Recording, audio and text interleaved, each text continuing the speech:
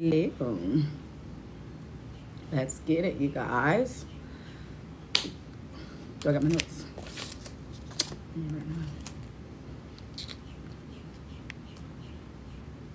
Ugh, ugh. I can't see. Can't see. Hello. Good morning. Good morning. Hello, y'all. Good morning. Hope y'all slept well. Oop, I gotta be able to see. So y'all hold on. Good morning, good morning, good morning. Okay. I'm gonna have me a jam-packed day. Ben already had me a jam-packed morning. Yeah.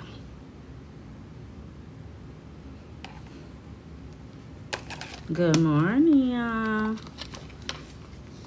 I see you, New Orleans. I see you. I see you. Okay. We are about to get it started. Let's get her done. So, in lieu of everything that we've been talking about this week, I'm going to try to remember everybody that I talked about this week so far. We talked about a couple of people. Monday, we talked about who? I can't remember already. Oh, my gosh. Somebody. Tuesday, we talked about... oh, Elijah and Elisha. Tuesday, we talked about Jacob wrestling with God. Yesterday, we talked about what? Joshua and Moses. And today, listen, I be reading the Bible all the time. So yeah, when I be thinking about these lessons, I'm like, what did we just talk about? Oh my goodness. Okay, so today, and it might be a today and tomorrow, because this is a couple of parts, and it won't make sense if I just only give you the beginning, you know? So today I'm just going to give you the beginning, and then we're going to just like work it till tomorrow as well. And then Saturday I'm going to just be off because I got to get some stuff done, and then Sunday I'm going to give you the word. Next Sunday, you're near the limit of recording music. I ain't recording no music. Have a good day.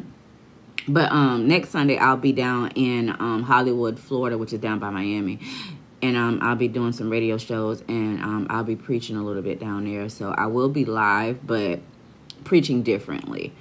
Okay? So it'll be different. Yes, Moses spoke to the burning bush. Yes, he did. Yes, you're correct. You're correct. But we're talking about, this theme of this week is the mantles. Some fallen, some taken. I'm going to explain that today. It is hot. I don't know why I have this on, because it was like 60. Anything in Florida that's 60 is cold. So let's take this off. Plus, I just love leopard print and the person that gave it to me. Yeah. So anyway, let's take this off and get comfortable. Yeah. So we're going to talk about Daniel. No, not Daniel. We're not talking about Daniel today, which I'll write that down, though, so I can talk about Daniel. Okay. We're going to talk about... There were twins. Who knows the twins that were in the Bible? Let's see if anybody remembers the twins that are in the Bible that were at war with each other. Let's talk about it. Ooh, TikTok ain't playing. Cain and Abel, they weren't twins, they were brothers. Elijah and Elisha, no, they were two different prophets. One person got it on TikTok already. There we go. Yes, Tyndra. Yep. TikTok got it. Does Facebook or Instagram got it? No, not Cain and Abel. They were brothers, but they weren't twins.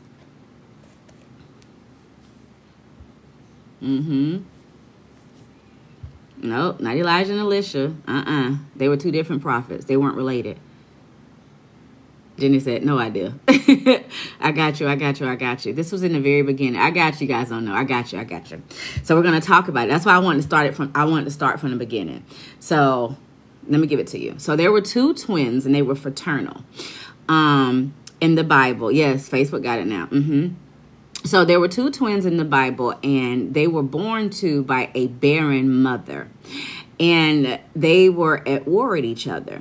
And I bet you're like, what does it have to do about a mantle? I'm going to give it to you. So in Genesis 25 is where you will find them. So in Genesis 25, I got you, Shonda, I got you. In Genesis 25 is where you will find them. So I'm going to give you where to find it. And then I'm going to go ahead and read and tell you guys about it. And this might be I don't even know if it might be a 3-part message. It's a little deep with these two. If you have siblings, then you know how you can be good one day and not even one day. In 1 hour and the next hour, y'all fighting like cats and dogs, but nobody better not touch your brother. Nobody better not touch your sister, da-da-da-da, right? Sibling love is a different kind of love. Like, you love to hate them. Like, it's just different. It's just different. And then twins, y'all been in the womb together. I know y'all about sick of each other. Because, honey, I got a sister and we 2 years apart. And sometimes she be working my nerve. I be working her nerve. I got brothers. So it is different, right? It is different, right? When you have a sibling kind of love. And then a fraternal twin or an identical twin. Fraternal twins are more at war than identical twins. And I've always noticed that. But fraternal twins, they have a different kind of love or whatever, right? So anyway, let me give y'all this because they were born to a barren mother. When we come into 25 in Genesis 25, when you come into Genesis 25, we're going to be in 19 and we're going to read about the parents, and then we're going to come all the way down. I'm not going to stop. I'm going to read all the way down to 34, and I'm going to tell you about them, and we're going to get into the mantles, or, you know, we're just going to talk about it. Let's talk. Okay. Oh, there's some twins on here. Y'all know twins be freaking me out, but all my friends that are really close to me are fraternal twins, which is weird. I don't know. Some of my best cousins are fraternal twins. I don't know. Y'all just stick to me for some reason. But I'm like, twins. Y'all different. And they're running my family like crazy. So, yeah. Yeah. So, let's get it. Genesis 25:19 is where I'm going to start. Okay? It says, you're a fraternal twin. Ew. Mantles left to be picked up. We're going to talk about it. So Monday, Tuesday, and Wednesday, go back, Courtney, and go back and watch the lives from those. And those are some of the mantles. Today is a little different of a mantle, so to say, because it wasn't really up for grabs, but it got grabbed, so to speak. So let's talk about it. It says, this is the genealogy of Isaac, Abraham's son, Abraham's begotten son, Isaac. Isaac was 40 years old when he took Rebekah as his wife, the daughter of Bethuel, the Syrian, of Padan, Aram, the sister of Laban, the Syrian. Now Isaac pleaded with the Lord for his wife because she was barren. The Lord granted his plea, and Rebekah, his wife, conceived. So Rebekah was barren, and she might have thought in her old age she wasn't going to have kids. You know, she watched her sister have kids. She wanted kids. She couldn't have kids. And, you know, it's kind of saddening when you can't have any. All my life until I was 25, every doctor in the world told me that I could not have kids. Something traumatic happened when I was younger, and I wasn't able to. But when I turned 26, all of a sudden I got sick. And I went thinking I got a cold, and they put this thing on my belly, and there was my big head baby. He was 9 weeks. Just looking at me. I'm looking at him. It's something about when a wound is closed and God decides to open it. When the wound is closed and God decides to open it. Her husband went to God and pleaded on her account. He really wanted a baby from her. He really wanted her to produce. And it's something about when God is ready for you. Not when we think we're ready, but when God thinks that we're ready. Now it was her time. Now it's her time. It said that, and she conceived. But when the, Genesis 25:22, but the children struggled together within her. And she said, if all is well, why am I like this? So she went and inquired from the Lord. So the babies, when you have a baby in your womb, I know it's a lot of young people on here, or older people that are barren, but when you have a baby in your stomach, you can feel every flutter. You can feel every flutter, every kick, every hiccup, the heartburn. Like, you can feel all of these things. And at this point, they're fighting literally in there kickboxing, fighting in her stomach. And she's like, something is wrong. If all is well, why are my babies at war with each other in the womb? They and none talk about Mortal Kombat up in there. Them babies up in there high kicking it, doing some doggone taekwondo in the belly. She don't understand what's going on. They were enemies since birth. Maybe they were too big for the womb. Not only did God give him one son or one baby, God gave them two. And it's a different thing. And when you're pregnant with twins, you can't go full term, like 38, 39 weeks, 40 weeks. That stomach go explode. Like, they're ready to come out the womb. So this is what God said after she went to inquire from him. Genesis 25:23.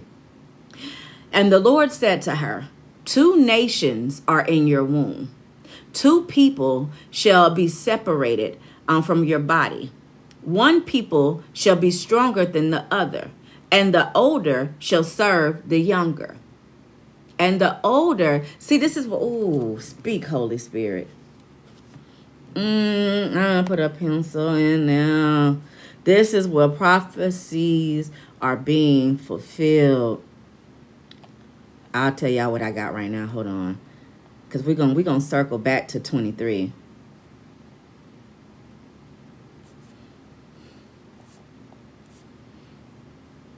I'm not even going to spoil it for y'all. We're going to sit that right there because God's so good. God's so good. 24. So the days, so when her days were fulfilled for her to give birth, indeed there were twins in her womb. And the first came out red. He was like a hairy garment. He was like a hairy garment all over. So they called his name Esau. Afterwards, his brother came out and took his hand, and his hand took hold of Esau's heel. So his name would be called Jacob. Isaac was 60 years old when she bore them. So Esau came out first, and he was bright red. I want to say he was like a ginger. Yeah.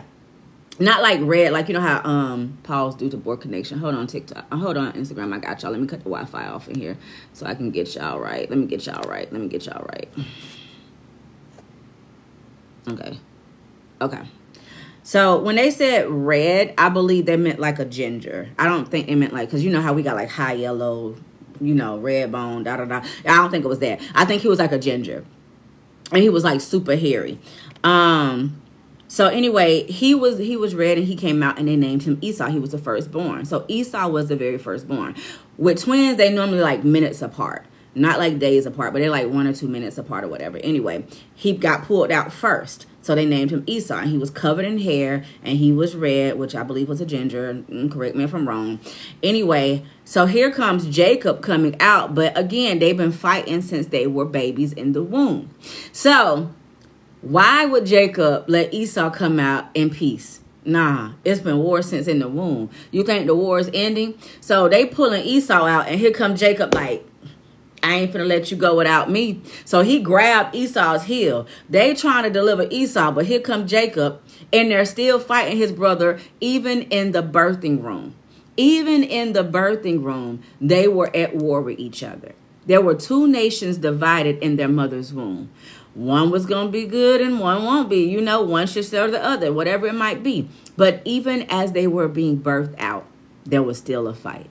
That's why some people have been fighting since they was a baby. Literally since they were a baby.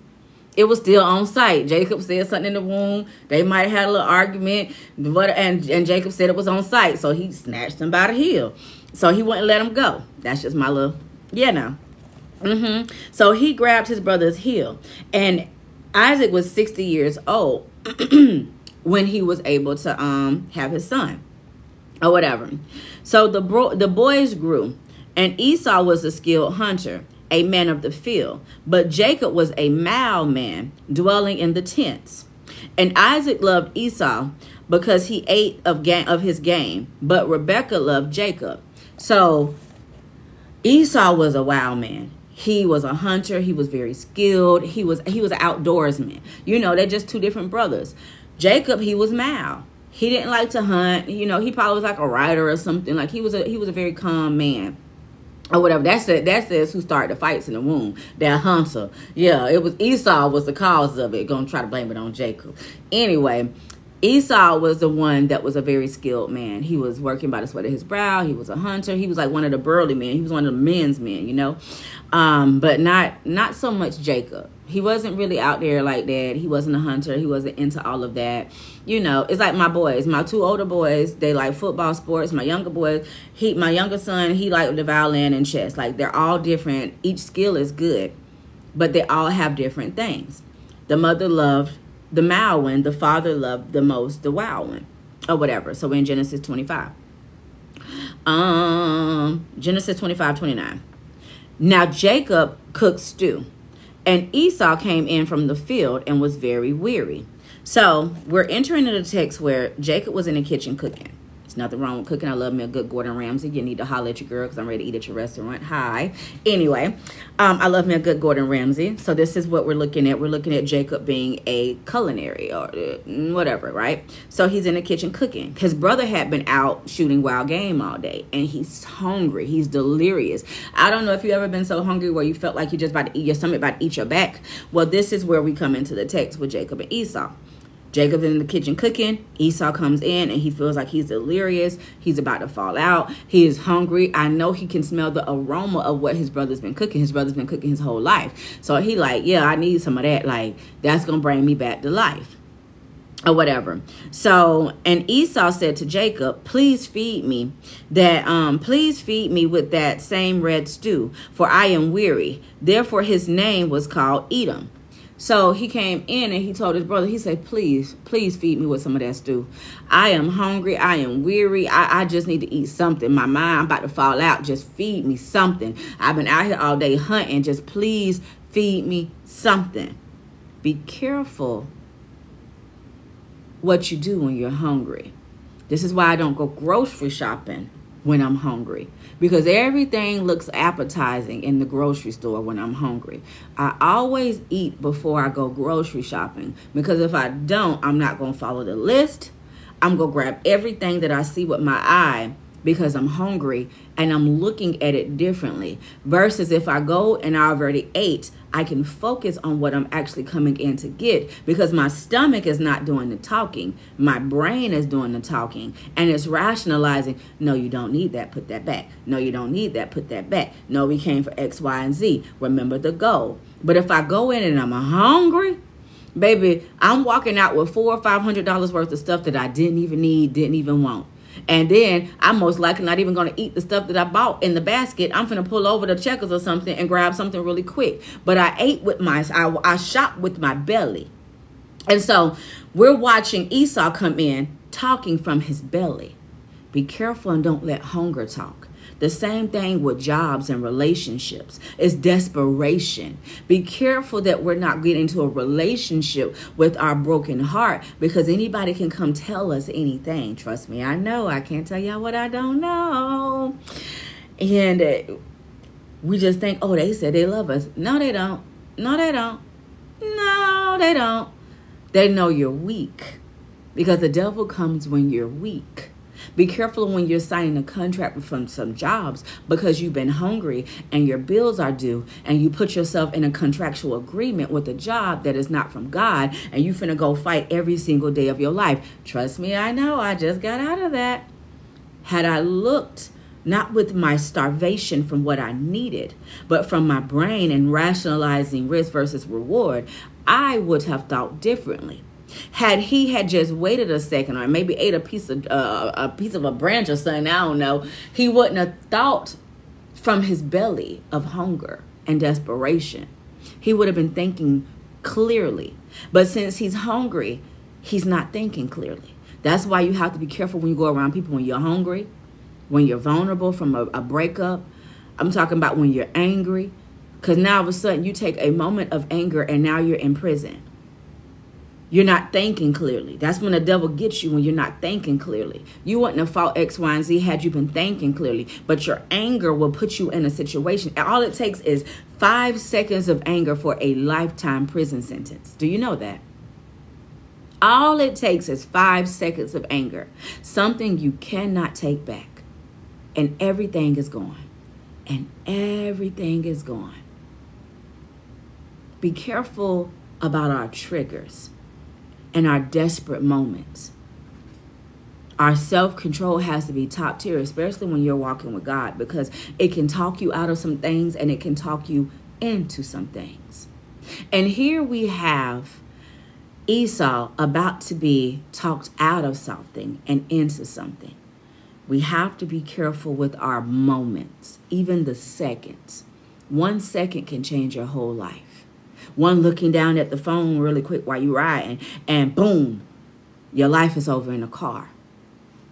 You're not thinking about it because it's just a second, a moment. We're not going to operate out of our bellies. We're not going to operate out of desperation. We're not going to operate like Esau. Let me tell you what happened with Esau, okay? Y'all ready? Okay. Genesis 25:29. Now Jacob cooked the stew, and Esau came from in the field, and he was weary. And Esau said to Jacob, "Please feed me with the same red stew, for I am weary." Therefore his name was called Edom. But Jacob said, "Sell me your birthright as of this day." And Esau said, "Look, I'm about to die. So what is a birthright to me?" Not Esau, boo. Esau, bookie butt. Are you really about to die? Are you really about to die, Esau? Do you not see the devil speaking? Because the devil can speak through people.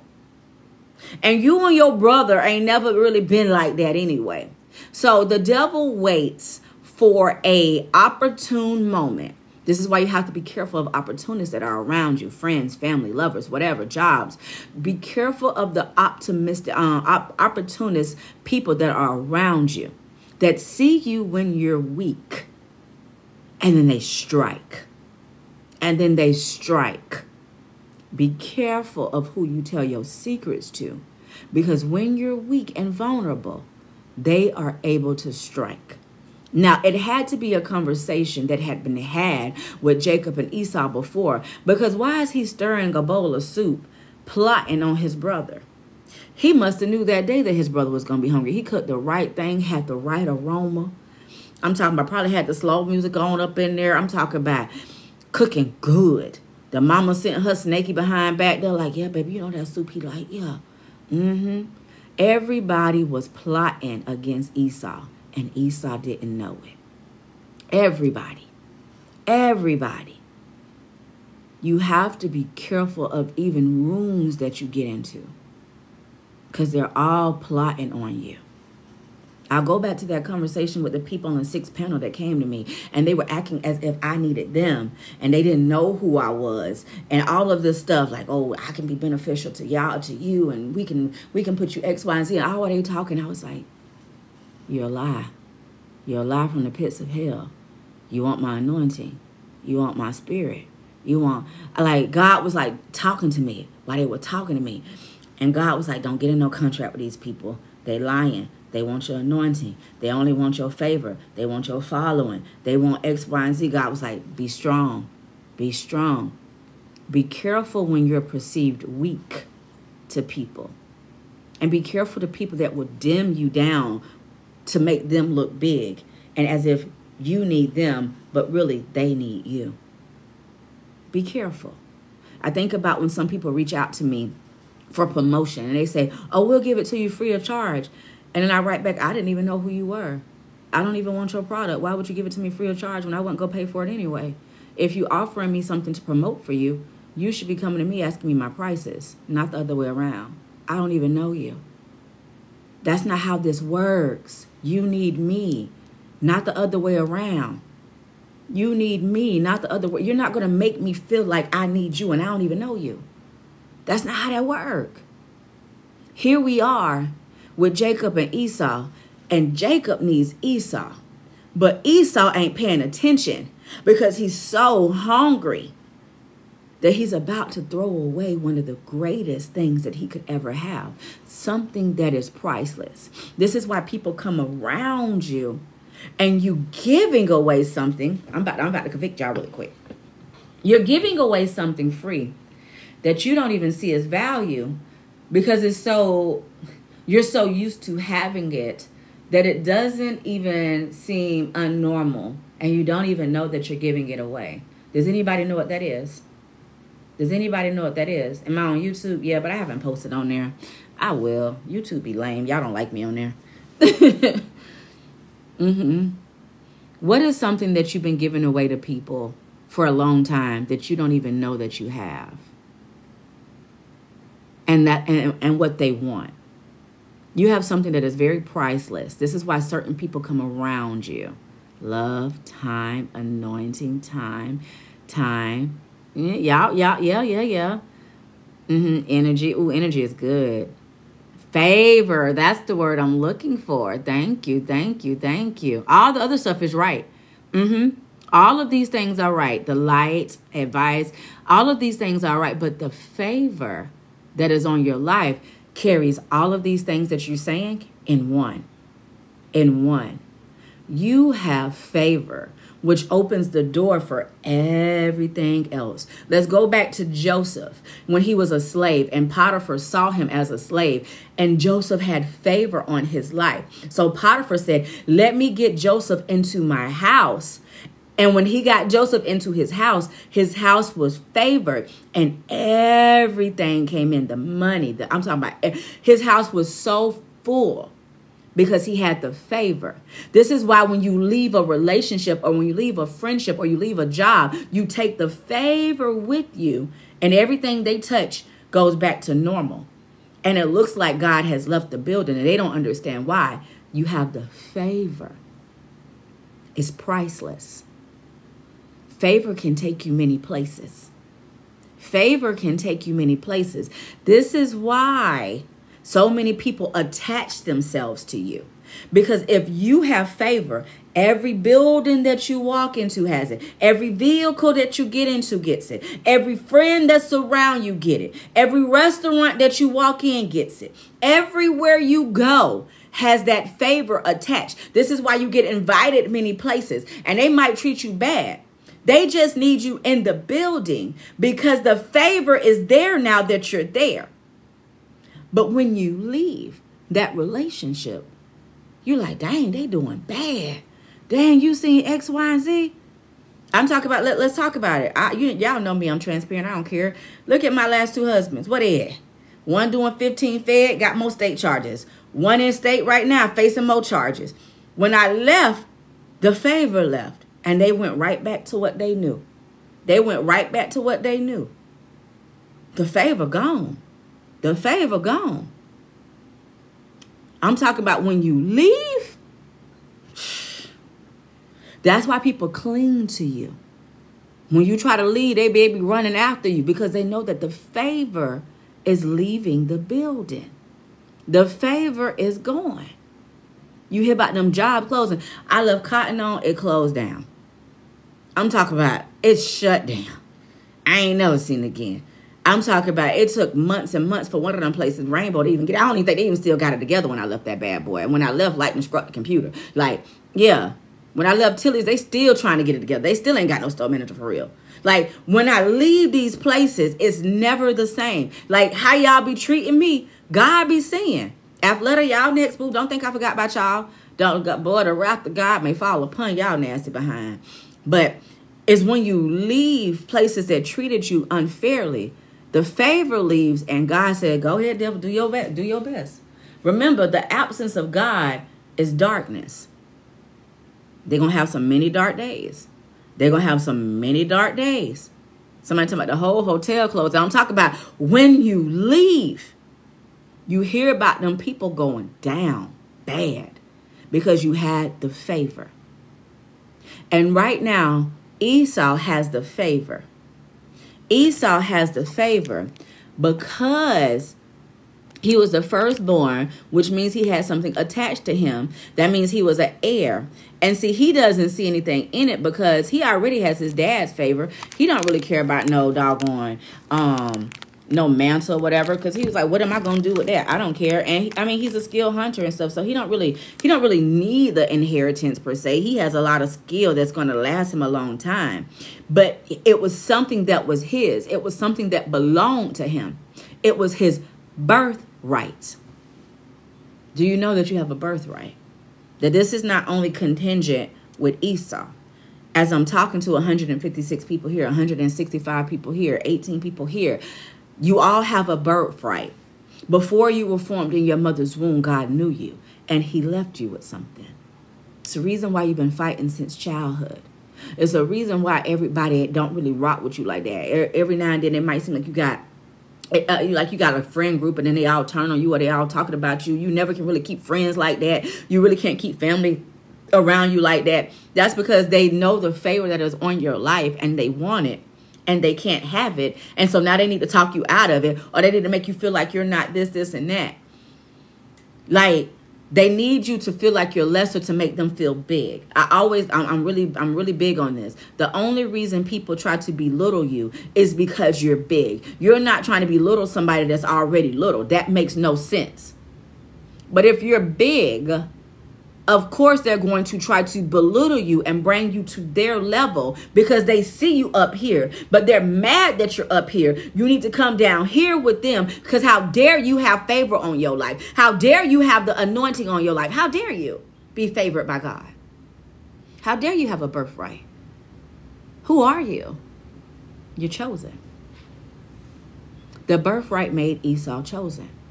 It gave him VIP access to something that Jacob wasn't privy to. Esau had VIP access, and Jacob wanted in, but he wasn't a part of the in crowd because he wasn't the firstborn. He couldn't come in. He didn't have an all access party. You might be related to me, but the favor is mine. You might be my brother or my sister, but the favor is mine. You might be my aunt, uncle, cousin, but the favor is mine. I can let you come into my circle and you can get some of the blessings that are around, but you won't have the right to the blessings. That means when it's time for me to go, everything that is attached to me is going too. It's the reason why people try to take you out. The reason why the devil try to make you take yourself out. Because he doesn't have rights to it. He doesn't have rights to it. But this is why you have to be careful of who you surround yourself with. You can be talked out of it because the devil can't take it, but you can give it. And since we have free will, we've been giving it away. How many people have been guilty of giving away something in their life? Maybe your energy, maybe your time, and you can't get it back. I spent 17 years with a man that didn't even like me, let alone love me. That cheated on me every single day of the week pretty much, and I still stayed because my kids and because he loves me. I spent 17 years with a man that didn't even like me, let alone love me. And right after that, I married a man that dated me when I was 16 and he was 33, and I married my molester because I wasn't healed, and he didn't even like me, let alone love me, because I didn't love me. I settled. And I gave away favor. I gave away time. I gave away energy. I gave away so much to somebody that didn't even like me, let alone love me. Isn't that crazy? Isn't that crazy? But I didn't know who I was. I was selling my birthright. I was selling who I was for a morsel of love. Will you love me? Will you love me? I have your kids. I got all your kids. You don't love your kids? You don't love me? You don't? No. You didn't even like me. He didn't like my personality. He didn't like, I was too much. So I dumped myself down for you to love me. Isn't that crazy? The word love is a crazy word. It'll have us doing things that we don't normally do and selling for things that we should never sell for. But we do. Every single day. I can only tell you what it's like. I mean, I would shame myself and embarrass myself for you guys because I don't care. Maybe I can help another woman or maybe another man today. When you think about the conversations in a relationship, you think about the conversations in marriage, you'll know that they don't even like you, let alone love you. pull yourself out before you're 17 years in and you can't get it back. Like, you can't get it back. It's done. It's over with. Like, you settled so much that you don't even know who you are. So if I can help you guys with that, don't settle. Don't settle. When you realize that they don't like you, when you realize that they don't love you, that they're just tolerating you, exit. Exit quickly. Don't spend 17 years trying to get your life back. If I can go back to being 23 years old and relive in my younger 20s instead of being tied down to somebody that didn't even like me, I would. But I can't. But what I can do is make my 40s the best of my life. Figuring out who I am. Loving myself again. Dancing to the beat of my own drum again. Not letting the church try to tell me that I'm too much. That I'm too worldly, that I'm this. I am who I am. God created me as this mega personality. Is humongous. I'm goofy. I'm loud. I'm whatever. I have a major personality, and I'm not going to dim it because you say I'm clergy. I need to walk this way and talk this way. And I am who I am. I am who I am. Take it or leave it. Follow another pastor. Find another one. There's many of them out here. But I dimmed my light so much that I didn't know who I was. And this is where we are with Esau. He doesn't know who he is. He didn't know who he is and what he carried. So when he heard the word birthright and his brother is talking about a birthright, he was like, okay, have it. Oh, okay. Like what can I do with the birthright? What can I do with it? Ooh, you can do so much. You can do so much with it. It can take you places. It can take you places that you couldn't even fathom. Your birthright can open up doors. Who God says you are can open up doors. And see, the person stirring the soup understood the value of the birthright. The person that is belittling you and beating you down and talking to you like you're crazy and belittling you understands your favor. He understands your anointing. She understands the call. You don't understand it. So with each negative word that they say to you, it takes something out and it fills them back up. This is why emotional abuse is even worse than physical abuse, because you'll never forget what they said. I'll never forget being called a raggedy A-B. I'll never forget being told I was ugly. I'll never forget by the partner. I'll never forget saying people don't want me, that I was bad-bodied, that nobody want me with all these kids, that I'm not marriage material. I'll never forget being called a B 7 times in the hallway, screaming it to the top of their lungs. I'll never forget being told to shut the F up all the time. The screaming, the yelling, I will never forget it. It's ingrained in me. It's ingrained in me. I'll never forget it. And that's what they wanted, a lasting impression. So you won't live to your full potential because you're going to go back to the person that was abusing you for approval of who you are because they told you everything that you're not. But this is when God comes in and he tells you everything that you are. Everything that you are. So when we're sitting here, Esau doesn't understand the value of his birthright because he doesn't see the physicality in it. Genesis 25:33, it says, Then Jacob said, Swear to me as of this day. So he swore to him, and he sold his birthright to Jacob. And Jacob gave Esau bread, stew of lentils.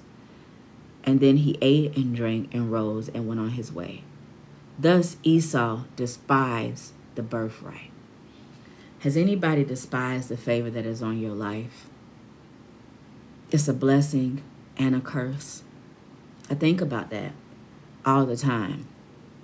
I think about it all the time. The anointing that is on your life, it's a very hard thing to have. And I think about that because it's so hard to be around people because you have to dim yourself or, people look at you like you uppity and stuff like that. I got called that. I got called holier than thou because I literally just be chilling in my house, reading my Bible, talking to my kids, studying, or I'm out preaching. And that bothers people that see your light. And then you start looking at yourself like, dang, what's wrong with me? Nothing. Nothing. Everything is wrong with them. What I've learned, or what I gathered with people in my 39 years of living on this earth, is they do projection. They self-project who they are on you. So when I hear people say, sometimes on my Facebook, some women pastors or some women of God, I'm going to use it loosely, they say, you're going to cause men to lust. You're going to cause women, oh, that's one thing the lady said, you're going to cause women that are battling with their sexuality to be looking at you. I've never laid with a woman. I that's not my forte, but if that's their case, then maybe they need to fix their eyes, and I can't cause anyone to do anything. But they can fix their heart, or maybe you're lusting after me and you're battling your homosexuality thoughts and you're projecting that on me as if I'm going to protect what you're thinking. I have a body. I'm not going to cover it up any longer. I'm going to dress the way I dress. I'm going to talk the way I talk. If you don't like it, that's your problem. Listen to me. That's your problem. I'm not going to live my life trying to appease you. That's your problem. That's a you problem, not a me problem. I'm from the South. I eat my cabbage and cornbread. I can wear on jeans. They're still going to be tight. I'm not going to appease you. God made me this way. And I'm not going to feel like I'm too fat or I'm too this, I'm too that. That is your problem. Take it up with God. Take it up with God. That's your problem. Focus on the word. When I be preaching, they be talking about my fan. Your fan got 3 blades. It's still running. Focus on the word. The problem is we're not focusing on the word, and we're projecting on me how you're feeling, but you're not focusing on the word. One thing you can't say is, I'm not on here preaching. Oh, her wig is this. Well, then send some more. Send some more. Figure it out. Send another fan. Send some clothes. If you got such a problem, then fix it then. That's the problem. Y'all be wanting to talk, but you're missing what God is saying. People are projecting on you because they see that you're everything that they wish that they could be. But they don't have the goal and the mindset to be focused. If Jacob focused, he could have had the same thing. He came from the same womb. But he was so fixated on what his brother had.